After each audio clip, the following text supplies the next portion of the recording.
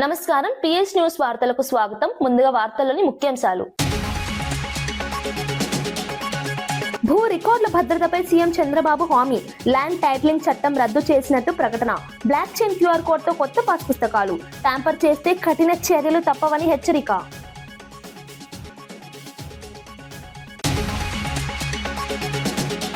విత్తన పత్తి రైతుల బకాయిలపై కవిత ఆగ్రహం. జీవోటీ ఫలితాలు వచ్చినా చెల్లింపులు లేవన్న ఆరోపణ. కంపెనీలు రైతులను నష్టపరుస్తున్నాయన్న విమర్శ. పెండింగ్ బకాయిలు వెంటనే విడుదల చేయాలన్న డిమాండ్.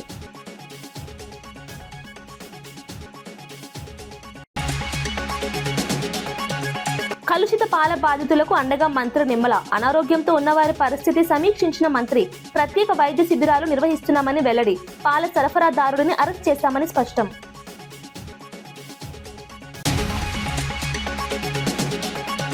కాజీపేట డివిజన్ పై హరీష్ రావు సవాల్. విశాఖకు డివిజన్ ఇస్తే కాజీపేటకు ఎందుకు లేదన్న ప్రశ్న. ప్రాంతీయ సమతుల్యం కోసం జోన్ అవసరమన్న వ్యాఖ్య. కాజీపేటకు న్యాయం చేయాలని కేంద్రానికి డిమాండ్.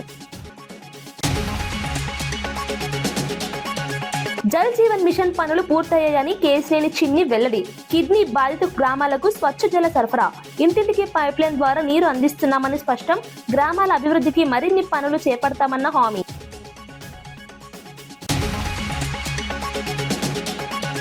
జోగులాంబ గద్వాల జిల్లాలో విత్తన పత్తి రైతులు ఎదుర్కొంటున్న సమస్యలపై తెలంగాణ జాగృతి రాష్ట్ర అధ్యక్షురాలు కవిత రైతు కమిషన్ ను కలిసి ఫిర్యాదు చేశారు.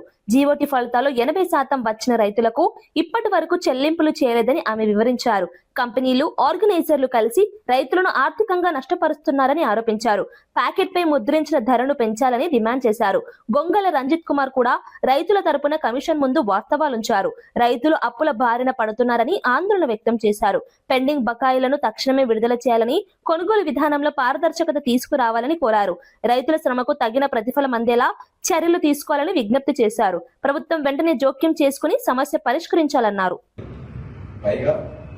రేట్లు పెంచాల్సినటువంటి రేట్లు పెరిగిన పెట్టుబడులకు అనుగుణంగా రేట్లను పెంచాల్సినటువంటి తరుణంలో రేట్లు తగ్గిస్తామని రైతులను రకంగా భయాందోళనలు చేస్తున్నారు.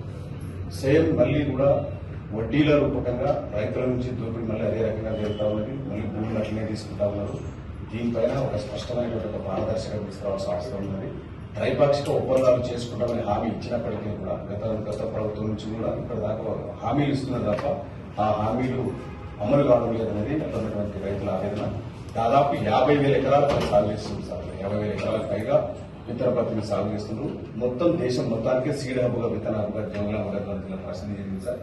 1,500 నుంచి 2,000 కోట్ల వ్యాపారం నడుస్తుంది సార్. ఇందాక మేడం గారు చెప్పినట్లు వడ్డీల దోపిడీ, కమిషన్ దోపిడీ, భూములు గుంజుకోవడము, జీవోటీ ఫలితాల్లో ట్రాన్స్ఫర్స్ లేకపోవడం, ఫెయిల్ కాకుండా కూడా ఫెయిల్ అని చెప్తే మేము గతంలో కొట్లాడి 20 కోట్ల రూపాయల పైసలు కూడా ఇప్పించాం సార్. అంటే ఆర్టీఐ యాక్ట్ ప్రకారం ఇక్కడ ఉన్నటువంటి ప్రిన్సిపల్ సెక్రటరీ రాహుల్ బజా గారి కలిసి కంపెనీల మీద ఒత్తిడి తీసుకొచ్చి ఆ ఫెయిల్ అయిన లిస్ట్ తీసుకుంటే కంపెనీలు ఏమో 10 లాఖలు ఫెయిల్ అయినాయని చెప్తే వీళ్ళేమో ఇంకొక 10 యాడ్ చేసి చెప్తున్నారు మధ్యవర్తులు ఆర్గనైజర్. దానికి ఒక ట్రాన్స్ఫరెన్స్ లేదు సార్. ఇట్లా ఒక ఎక్సెల్ షీట్ కొట్టించి ఇచ్చేస్తారు. అయితే ఫెయిల్ అంటే ఫెయిల్ అని కొట్టించి ఇచ్చేస్తారు తప్ప ఇది ఏందనేది కాదు. ఇవన్నీ ఇప్పుడు మీరు ముందు కూడా 80% అబౌవ్ ఉన్నట్టు సార్. 80% అబౌవ్ ఉన్నప్పటికీ కూడా ఇప్పుడు దీన్ని పేమెంట్ చేయకుండా అడ్డుకున్నటువంటి పరిస్థితి ఉంది సార్. చాలా మంది రైతులు జిల్లా నుంచి కూడా ఇంకా రైతులు వచ్చారు, కింద కూడా వెయిట్ చేస్తున్నారు సార్. వెంటనే మీరు ఈ సమస్యను దృష్టి సారించి పరిష్కారం చేస్తే మేమందరం కూడా జిల్లా రైతులుగా ఇమీడియట్ దాదాపు ఒక 10,000 మంది రైతులకు పెండింగ్ ఉంది సార్. 80% పైన వచ్చినటువంటి వారికి 10,000 పైగా రైతులు వస్తారు. దాదాపు 200 కోట్ల పేమెంట్ ఉంది సార్. 200 crores పేమెంట్ ఉంది సార్. రాజమండ్రిలో కలుషిత పాలు తాగి అనారోగ్యం పాలైన బాధితులను మంత్రి నిమ్మల రామానాయుడు పరామర్శించారు. వివిధ ఆసుపత్రుల్లో చికిత్స పొందుతున్న వారి ఆరోగ్య పరిస్థితిని సమీక్షించారు. ప్రభుత్వం అన్ని విధాలుగా అండగా ఉంటుందని భరోసా ఇచ్చారు. ప్రత్యేక మెడికల్ క్యాంపులు నిర్వహిస్తూ పరీక్షలు చేస్తున్నామని తెలిపారు. ముంబై నుంచి యాంటీడోస్ మందులు తెప్పించి అందిస్తున్నామని వెల్లడించారు. 110 ఇళ్లలో 315 మందికి పరీక్షలు నిర్వహించగా 313 మందికి సాధారణ ఫలితాలు వచ్చాయని చెప్పారు. 15 మంది చికిత్స పొందుతున్నారని తెలిపారు. చౌడేశ్వరి నగర్, స్వరూప్ నగర్ ప్రాంతాల్లో ప్రత్యేక వైద్య బృందాలు అందుబాటులో ఉన్నాయని పేర్కొన్నారు. మృతి చెందిన కుటుంబాలకు 10 లక్షల సాయం అందించామని చెప్పారు. పాల సరఫరాదారు గణేష్ ను అరెస్ట్ చేశామని స్పష్టం చేశారు. బాధితులకు మెరుగైన వైద్యం అందించాలని అధికారులకు ఆదేశించారు. అది ఒక పాల్లో మిక్స్ అవడం ద్వారా ప్రాథమికంగా మరి ఒక అంచనాకి రావడం జరుగుతూ ఉన్నటువంటి పరిస్థితి.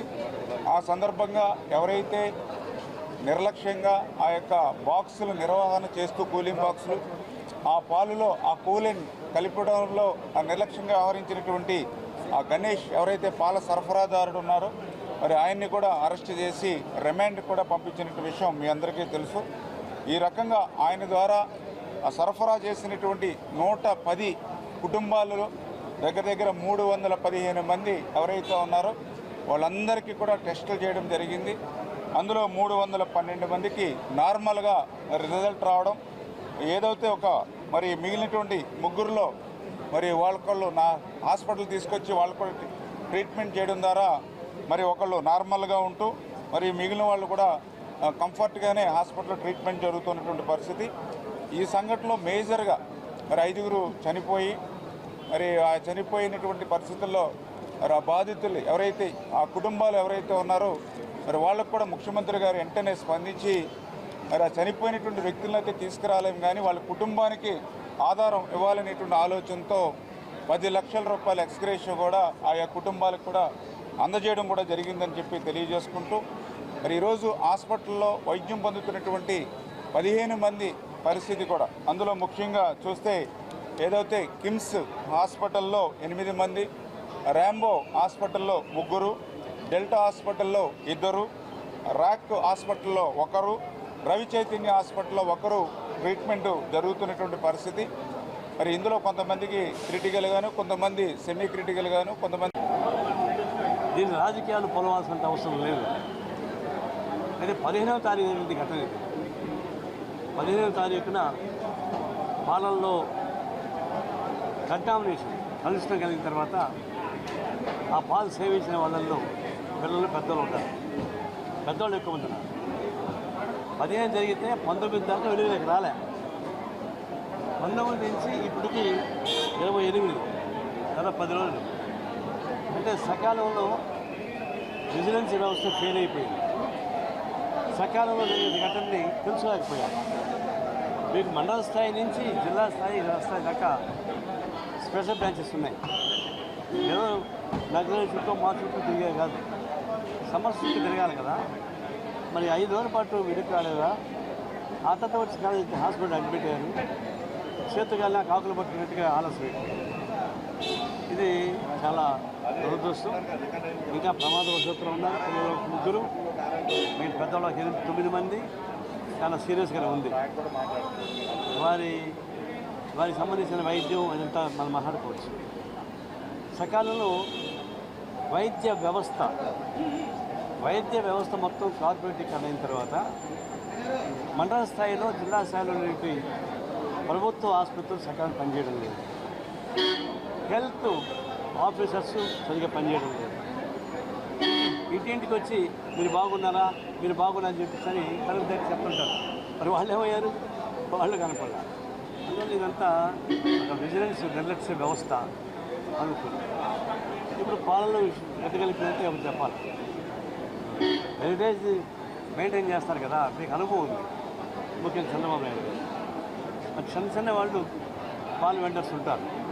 వాళ్ళు హరాస్ చేయాల్సిన అవసరం లేదు, కానీ వాళ్ళు ఏ పాత్రలు వాడుతున్నారో, ఏ పాత్రలు వాడాలో ప్రత్యామ్నాయం కనుక్కొని వాళ్ళకి సప్లై చేయండి, రిజల్ట్ సప్లై చేయండి, దాన్ని తనిఖీ చేసుకోండి. వాళ్ళు ఈ పేరుతో ఏం చేస్తారు? కొంతమంది హెల్త్ వాళ్ళు దారిలో పోయేటువంటి విజయనగరం జిల్లా చీపురుపల్లిలో జరిగిన సభలో సీఎం చంద్రబాబు భూ రికార్డుల తారుమారుపై తీవ్రంగా స్పందించారు. ల్యాండ్ టైటిలింగ్ యాక్ట్ ను రద్దు చేశామని ప్రకటించారు. డిసెంబర్ నాటికి రాజముద్రతో కొత్త పాస్ పుస్తకాలు అందిస్తామని హామీ ఇచ్చారు. కరెన్సీ తరహా భద్రతా ఫీచర్లు, క్యూఆర్ కోడ్, బ్లాక్ చైన్ టెక్నాలజీతో భూములకు పూర్తి రక్షణ కల్పిస్తామని తెలిపారు. రికార్డులు ట్యాంపర్ చేస్తే కఠిన చర్యలు తప్పవని హెచ్చరించారు. రైతుల ఆస్తులకు శాశ్వత భద్రత కల్పించడమే లక్ష్యమని స్పష్టం చేశారు. భూ సంస్కరణలో పారదర్శకత తీసుకువస్తామని చెప్పారు. భవిష్యత్తులో ఎలాంటి అక్రమాలు జరగకుండా ఆధునిక విధానాలు అమలు చేస్తామని తెలిపారు. ప్రభుత్వ భూమిగా మార్చేశారు. కంప్యూటర్లు 22A పెట్టారు. మీరు చూసుకునే లోపల అది ప్రభుత్వ భూమి అయిపోయింది. ఈరోజు లిటిగేషన్లో పడిపోయింది. బిగినింగ్ లో నేను ముఖ్యమంత్రి అవుతానే ఎక్కడికి పోయినా వందల వేల పిటిషన్లు వచ్చేటివి. ఏంటని చూస్తే అందరూ మా భూమి పలాయన కొట్టేశాడు, 1122A కింద పెట్టాడు, విభేదాలు వచ్చాయి, మీరు ఎట్లా పరిష్కారం చేస్తారో చేయమని బాధపడ్డారు. అది చూసిన తర్వాత నేను ఎన్నికల్లో మీకు ఒక మాట చెప్పాను. ల్యాండ్ టైటిలింగ్ యాక్ట్ రద్దు చేస్తానని చెప్పి మొదటి సంతకం పెట్టి రద్దు చేసేశాను. మళ్ళీ మీకంతా సర్వే చేస్తున్నాను. నేను ఒకటే మీ అందరికీ హామీ ఇస్తున్నా, ఈ నెల 9వ తారీఖు కూడా మళ్ళా నేనే వచ్చి ఇస్తున్నా. 3 సార్లు ఇచ్చాను. డిసెంబర్ లోపల అన్ని భూములు సర్వే చేసి నా ఫోటో వేసుకోను, వేరే వాళ్ళ ఫోటో వేసుకొనేను, రాజముద్రతో పట్టాదారు పాస్ పుస్తకాలు మీకు ఇచ్చే బాధ్యత తీసుకుంటాం. అదే మాదిరిగా మీ దగ్గర కరెన్సీ, డబ్బుల కరెన్సీ ఎట్టుంటుందో అలాంటి ఫ్యూచర్స్ పెట్టి ఎవ్వరు ట్యాంపర్ చేయకుండా మీకు పట్టాదారు పాస్ పుస్తకాలు ఇస్తా. క్యూఆర్ కోడ్ పెట్టాం. ఆ క్యూఆర్ కోడ్ వల్ల ఎప్పటికప్పుడు మీ భూమి ఒకసారి మీరు చూసుకోవచ్చు. మీ సర్వే నెంబర్, సబ్ డివిజన్ ఏంటి, ఎల్ఎల్ఎం అవన్నీ కూడా అందులో ఉంటాయి. మీకు 4 సర్వే నెంబర్లో 10 దగ్గర భూమి ఉంటే ఆ డీటెయిల్స్ అన్నీ ఉంటాయి. ఎవరైనా మీకు తెలియకుండా భూమిని మార్చేసి ఎప్పుడు కావాలంటే అప్పుడు చూసుకునే ఏర్పాటు చేస్తా. రెండవది, రికార్డ్స్ అన్ని బ్లాక్ చైన్ టెక్నాలజీలో పెడతాను. ఎవ్వరు కూడా ట్యాంపర్ చేయని విధానానికి శ్రీకారం చుట్టాను. ఒకవేళ ఎవరైనా ట్యాంపర్ చేసి ఎవరు చేశారో కనుక్కొని వాళ్ళని కఠినంగా శిక్షించే వ్యవస్థకు శ్రీకారం చుట్టాను. ఇరాన్ పై అమెరికా భారీ సైనిక చర్యలు చేపట్టిందని ట్రంప్ ప్రకటించారు. ఇరాన్ పాలకుల నుంచి ప్రజలను రక్షించడమే లక్ష్యమని తెలిపారు. ఉగ్రవాదానికి ఇరాన్ మద్దతు ఇస్తోందని ఆరోపించారు. నిరసనలు చేస్తున్న సొంత పౌరులపై కూడా దాడులు జరుగుతున్నాయని విమర్శించారు. అణు ఆయుధాల కార్యక్రమాలు నిలిపివేయాలని డిమాండ్ చేశారు. ఉగ్రవాద పాలనలో ఉన్న దేశానికి అణు ఆయుధాలు ఉండకూడదని స్పష్టం చేశారు. తమ హెచ్చరికలను పట్టించుకోకపోతే ఇరాన్ను నాశనం చేస్తామని తీవ్రంగా హెచ్చరించారు. ఈ ప్రకటనతో అంతర్జాతీయ వేదికపై ఉద్రిక్తతలు పెరిగాయి. ప్రపంచ దేశాలు ఈ పరిణామాలపై ఆందోళన వ్యక్తం చేస్తున్నాయి. Overseas and our allies throughout the world. For 47 years, the Iranian regime has chanted death to America and waged an unending campaign of bloodshed and mass murder, targeting the United States, our troops, and the innocent people in many, many countries. Among the regime's very first acts was to back a violent takeover of the U.S. Embassy in Tehran, holding dozens of American hostages for 444 days. In 1983, Iran's proxies carried out the Marine barracks bombing in Beirut that killed 241 American military personnel. In 2000, they knew and were probably involved with the attack on the USS Cole. Many died. Iranian forces killed and maimed hundreds of American service members in Iraq. The regime's proxies have continued to launch countless attacks against American forces stationed in the Middle East in recent years, as well as U.S. naval and commercial vessels in international shipping lanes. It's been mass terror, and we're not going to put up with it any longer. From Lebanon to Yemen and Syria to Iraq, the regime has armed, trained, and funded terrorist militias that have soaked the earth with blood and guts. And it was Iran's proxy, Hamas, that launched the monstrous October 7th attacks on Israel, slaughtering more than 1,000 innocent people, including 46 Americans, while taking 12 of our citizens hostage. It was brutal. Something like the world has never seen before. Iran is the world's #1 state sponsor of terror and just recently killed tens of thousands of its own citizens on the street as they protested. It has always been the policy of the United States, in particular my administration, that this terrorist regime can never have a nuclear weapon. I'll say it again, they can never have a nuclear weapon. That is why in Operation Midnight Hammer last June, we obliterated the regime's nuclear program at Fordow, Natanz, and Isfahan.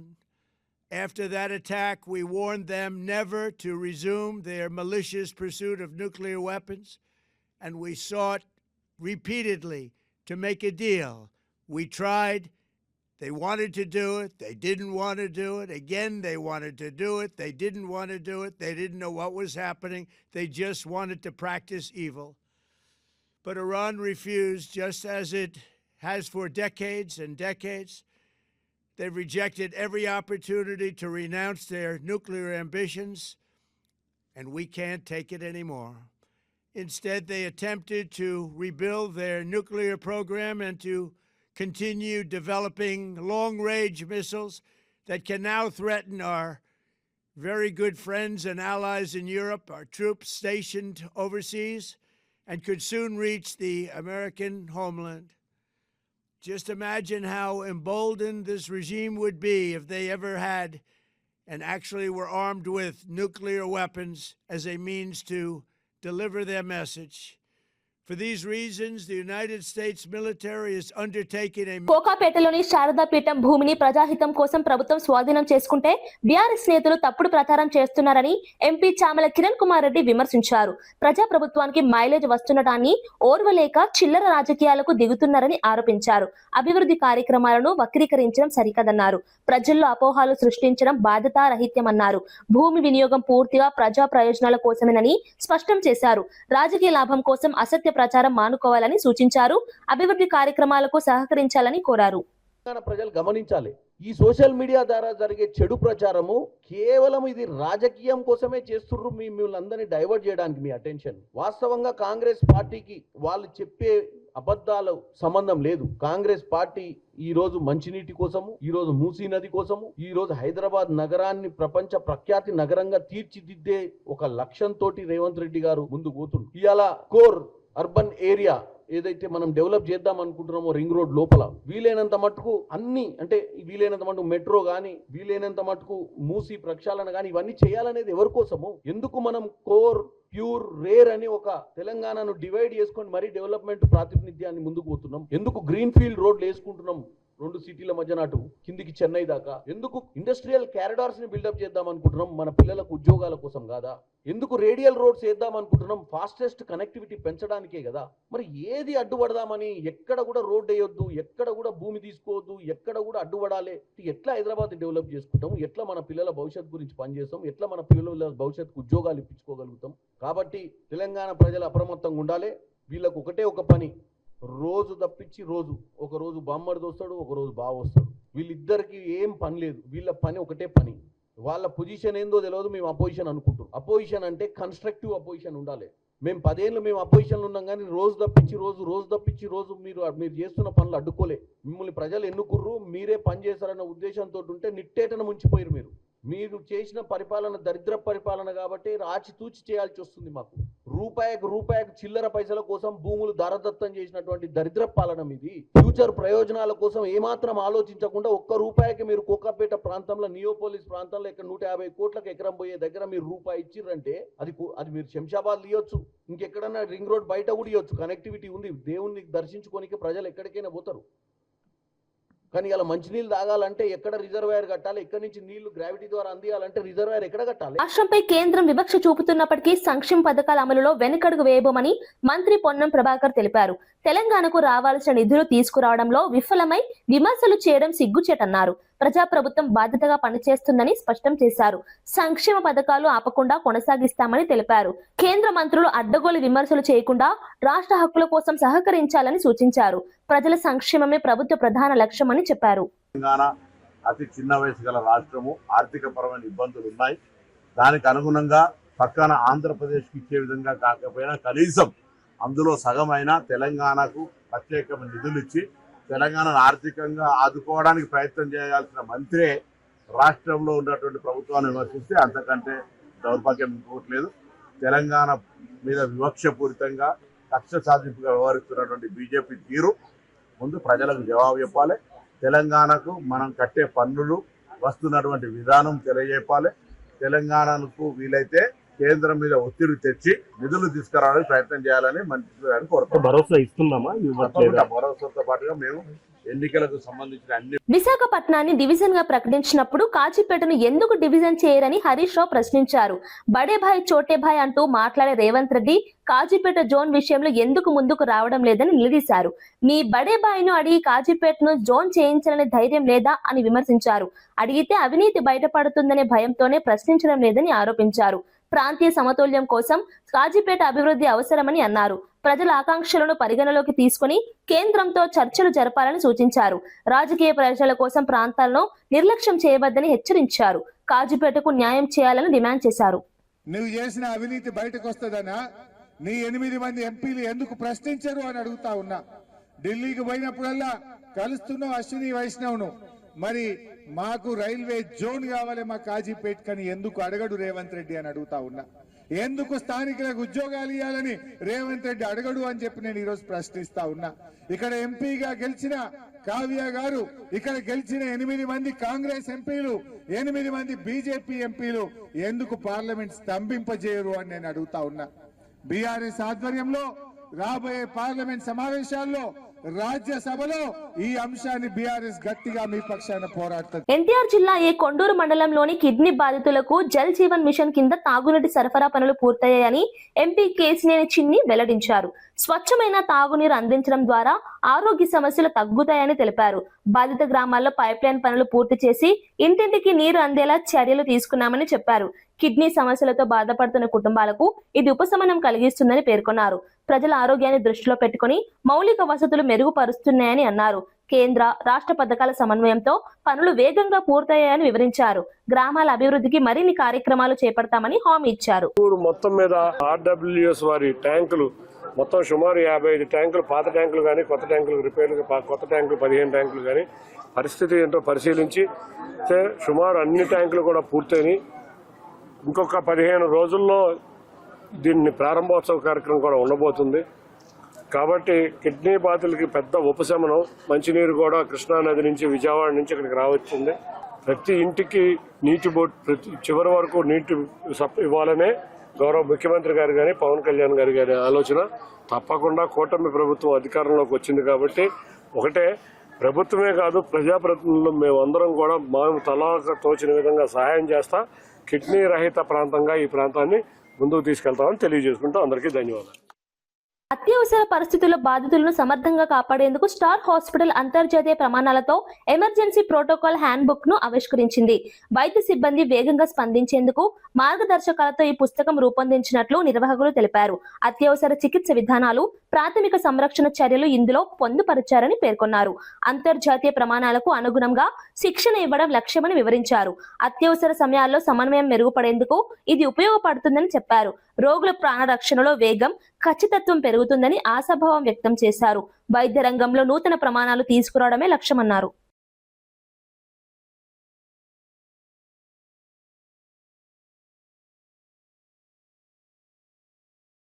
ఇక్కడ ఉన్నటువంటి emergency situation లో ఉన్నటువంటి దాని గురించి ఒక SOPs తయారు చేసి ఒక బుక్లెట్ రూపంలో దాన్ని తీసుకురావడం ఎంతో సంతోషకరం. అది ఎందుకంటే హాస్పిటల్ అంబులెన్స్ లో నుంచి పేషెంట్ ను మానిటర్ చేయడం, సెంట్రల్లీ లొకేటెడ్ ఉన్నటువంటి ఇక్కడ సిస్టమ్ ద్వారా కెమెరాస్ ద్వారా పేషెంట్ యొక్క కండిషన్స్ తెలుసుకోవడం, ఎప్పటికప్పుడు దాని సమాచారాన్ని అక్కడ ఉన్న అంబులెన్స్ లో ఉన్నటువంటి పర్సన్స్ కు ఇన్స్ట్రక్షన్స్ ఇచ్చి వాళ్ళకి కావాల్సినటువంటి ట్రీట్మెంట్ వెంటనే చేయడం అనేది చాలా గొప్ప విషయం. ఇక్కడ తీసుకొచ్చిన తర్వాత కూడా పేషెంట్ క్లోజ్ గా మానిటర్ చేసుకోవడం, అంతేకాకుండా ఏదైనా ఎమర్జెన్సీ ఉంటే ఇమీడియట్ గా కన్సర్న్డ్ డాక్టర్స్ కి అందరికి కూడా ఒక అలారం వెళ్ళడము, వాళ్ళు వెంటనే దాంట్లో ఫీల్డ్లోకి రావడము, లేకపోతే వాళ్ళు ఏదైనా ఎమర్జెన్సీ కేసు అటెండ్ అవుతున్నా కానీ కెమెరాస్ ద్వారా వాళ్ళు మానిటర్ చేసి ఇన్స్ట్రక్షన్స్ ఇవ్వడము, దానివల్ల పేషెంట్కు త్వరితగతిన ట్రీట్మెంట్ అనేది జరిగి ఆ పేషెంట్స్ని సేవ్ చేసే ప్రక్రియలో ముందుకుంటున్నందుకు నేను మరొకసారి రాహుల్ కట్టా గారిని ఎమర్జెన్సీ ప్రోటోకాల్ తయారు చేసినందుకు నేను అభినందిస్తా ఉన్నాను. ఎమర్జెన్సీస్ ఉండేటప్పుడు ఏ ఇష్యూస్ అయినా ప్రతి నిమిషము చాలా ఇంపార్టెంట్ అండి. అందుకే ఈ గోల్డెన్ అవర్లో ట్రీట్మెంట్ ఎంత త్వరగా ఇవ్వగలమో అంత ఇన్ఫ్లుయెన్స్ ఉంటుంది. పేషెంట్ అంబులెన్స్లో ఉండేటప్పుడే ఎమర్జెన్సీ ట్రీట్మెంట్ ఇమ్మీడియట్లీ ఇచ్చి కన్సల్టేషన్ కార్డియాలజీ కానీ న్యూరాలజీ కానీ ఏ స్పెషాలిటీ కానీ అంబులెన్స్లో ఉండేటప్పుడే ఈ త్వరగా ఈ కేర్ ఇచ్చి వాళ్ళకి ఈ జబ్బు వల్ల అయ్యే ఎఫెక్ట్స్ అని తగ్గించడానికి ట్రై చేస్తాం. అండ్ దీంట్లో సక్సెస్ స్టోరీస్ కూడా ఉన్నాయి. గ్లోబల్ స్టాండర్డ్స్లో ఏదైనా పేషెంట్ హార్ట్ అటాక్తో వచ్చారంటే 90 minutesలో ట్రీట్మెంట్ ఇవ్వాలంటున్నారు. మనం ఇప్పుడు ఎగ్జిక్యూట్ చేస్తుండే స్ట్రాటజీతో రీసెంట్లీ మన బంజారా హాస్పిటల్లో 34 minutesలో ట్రీట్ చేశామండి, almost 1/3 of the time. Hyderabad Banjara hills లో మల్టీ జోన్ ఫ్లైఓవర్ ప్రాజెక్టు పనులను సిపి సజ్జనార్ పరిశీలించారు. హెచ్సిటీ ప్రాజెక్టులో భాగంగా కేబీఆర్ పార్క్ పరిసరాల్లో 7 ఫ్లైఓవర్లు 7 అండర్ పాస్లు నిర్మాణంలో ఉన్నాయని తెలిపారు. పనుల కారణంగా ట్రాఫిక్ ఆంక్షలు అమల్లో ఉంటాయని వాహనదారులు సహకరించాలని కోరారు. ప్రాజెక్టు పూర్తయితే సిగ్నల్ ఫ్రీ రోడ్లు అందుబాటులోకి వచ్చి ట్రాఫిక్ సమస్యలు గణనీయంగా తగ్గుతాయని చెప్పారు. నగర రవాణా వ్యవస్థను ఆధునీకరించేందుకు ఈ ప్రాజెక్టు కీలకమని వివరించారు. ప్రజల సహకారంతో పనులు వేగంగా పూర్తి చేస్తామని తెలిపారు. మరియు అండర్ బ్రిడ్జెస్ ఎస్సీఐటీ ప్రాజెక్ట్ కింద కేబీఆర్ చుట్టూ మొత్తము 7 ఫ్లైఓవర్స్లు 7 అండర్ పాస్ రావడం జరుగుతుంది. ఈ ఒక ప్రతిష్టాత్మక ప్రాజెక్ట్ వస్తే ఇదంతా మొత్తం కేబీఆర్ చుట్టూ అంతా సిగ్నల్ ఫ్రీ అయిపోతుంది. సో మొత్తం ఈ 7 ఫ్లైఓవర్స్ అండర్ బ్రిడ్జ్ రావడంతో మొత్తం ఒక సిగ్నల్ ఫ్రీ జంక్షన్ అయిపోతుంది. ప్రజలకు ఎటువంటి ఇబ్బంది ఉండదు. చాలా సాఫ్ కూడా మనకు ట్రాఫిక్ జరుగుతుంది. హైదరాబాద్ సెంట్రల్ కావచ్చు, ఈస్ట్ కావచ్చు, వెస్ట్ కూడా మంచి కనెక్టివిటీ రావడం జరుగుతుంది. ముఖ్యంగా ఎవరెవరు మార్నింగ్ వాకర్స్ వస్తారో ఈ ఒక్క రోడ్ని మనం అవాయిడ్ చేసి, అట్లానే పార్కింగ్ కూడా వాళ్ళు జాగ్రత్త పెట్టుకొని వాళ్ళు వెహికల్ వాడకుండా ఎక్కడెక్కడ అవకాశం ఉంది పబ్లిక్ ట్రాన్స్పోర్ట్ వాడడము లేదంటే వెహికల్ని షేర్ చేసుకోవడం ప్లాన్ చేస్తే బాగుంటుంది. సో దీనికి సంబంధించి నిన్ననే ఒక ట్రాఫిక్ అడ్వైజరీ కూడా ఇవ్వడం జరిగింది. ఈ వర్క్ ఒక 2.5 month టైం చెప్తున్నారు. 2.5 monthలో ఈ పిల్లర్స్ కంప్లీట్ చేస్తారు. మోస్ట్లీ మార్నింగ్ వాకర్స్ ఏంటంటే మనకి కేబీఆర్ చుట్టూ 360 degreeలోనే వాకింగ్ చేయడం జరుగుతుంది. ఈ రోడ్ నెంబర్ 2లో అయితే పెద్దగా రెగ్యులర్ వాకర్స్ ఉంటారు. బట్ పెడస్ట్రియన్ ఇన్ఫ్రాస్ట్రక్చర్ ఇక్కడ అఫెక్ట్ అవ్వకుండా ఇక్కడ సెపరేట్ ఫుట్పాత్ ఎంక్రోచ్మెంట్స్ ఏం లేకుండా మేము కంటిన్యూస్గా క్లియర్ చేస్తూ ఉంటాం. ఏపీ నూతన ప్రభుత్వ ప్రధాన కార్యదర్శిగా జి సాయి ప్రసాద్ బాధ్యతలు స్వీకరించారు. ఉదయం 11:33 సిఎస్ గా పగ్గాలు చేపట్టారు. ప్రస్తుత సిఎస్కే విజయానంద్ పదవీకాలం ముగియడంతో ఆయన స్థానంలో నియామకం అమల్లోకి వచ్చింది. గత ఏడాది నవంబర్ 29నే సాయి ప్రసాద్ నియామకానికి ప్రభుత్వం ఉత్తర్వులు జారీ చేసింది. పరిపాలనలో అనుభవం ఉన్న అధికారిగా ఆయనకు గుర్తింపు ఉందని అధికారులు తెలిపారు. రాష్ట్ర పరిపాలనలో సమన్వయం పెంచుతూ అభివృద్ధి కార్యక్రమాలకు వేగం తీసుకురావాలని లక్ష్యంగా పెట్టుకున్నట్లు సమాచారం. ప్రభుత్వ విధానాల అమల్లో పారదర్శకత, సమర్థత పెంపుపై దృష్టి సారించనున్నట్లు వెల్లడించారు.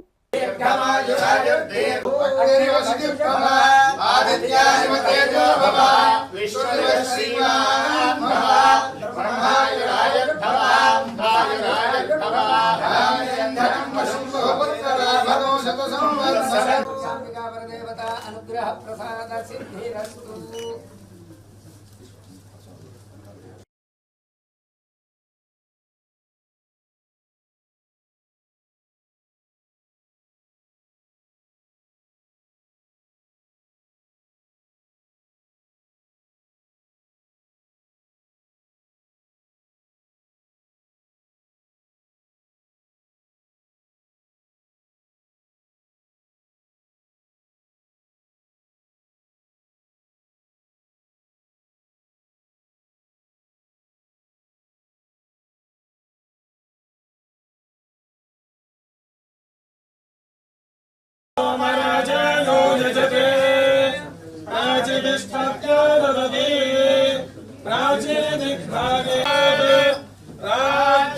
రాజ్యాభివర్ధనమస్తుతే తేన ప్రాచీనమస్తుతే తేన దక్షిణాం దిశం జయతే త్వం మృత్యుంచ మామత్వ ప్రతీచీదిగ్భాగే వరుణో దేవతా వరుణ ప్రసాదాయ పుత్రగోత్రాభివర్ధనమస్తుతే తేన ప్రతీచీదిశం జయతే తముదీచీదిస్వర ప్రసాదాయ.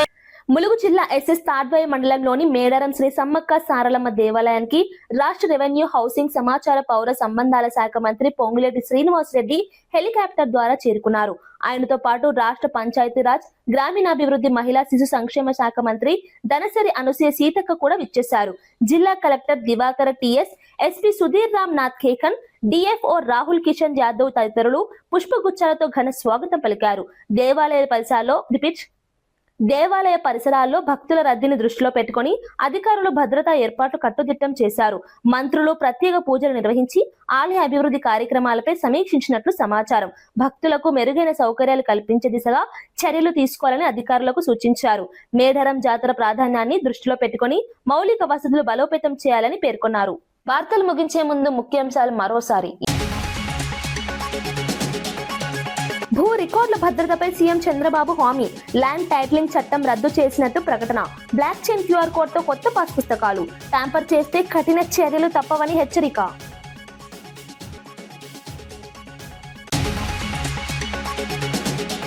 విత్తన పత్తి రైతుల బకాయిలపై కవిత ఆగ్రహం. జీవోటీ ఫలితాలు వచ్చినా చెల్లింపులు లేవన్న ఆరోపణ. కంపెనీలు రైతులను నష్టపరుస్తున్నాయన్న విమర్శ. పెండింగ్ బకాయిలు వెంటనే విడుదల చేయాలన్న డిమాండ్.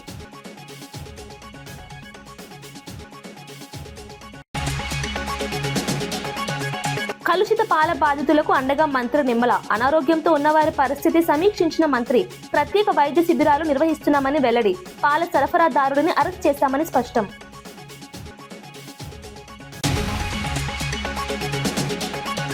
కాజీపేట డివిజన్ పై హరీష్ రావు సవాల్. విశాఖకు డివిజన్ ఇస్తే కాజీపేటకు ఎందుకు లేదన్న ప్రశ్న. ప్రాంతీయ సమతుల్యం కోసం జోన్ అవసరమన్న వ్యాఖ్య. కాజీపేటకు న్యాయం చేయాలని కేంద్రానికి డిమాండ్. జల్ జీవన్ మిషన్ పనులు పూర్తయ్యాయని కేసినేని చిన్ని వెల్లడి. కిడ్నీ బాధిత గ్రామాలకు స్వచ్ఛ జల సరఫరా. ఇంటింటికి పైప్ లైన్ ద్వారా నీరు అందిస్తున్నామని స్పష్టం. గ్రామాల అభివృద్ధికి మరిన్ని పనులు చేపడతామన్న హామీ.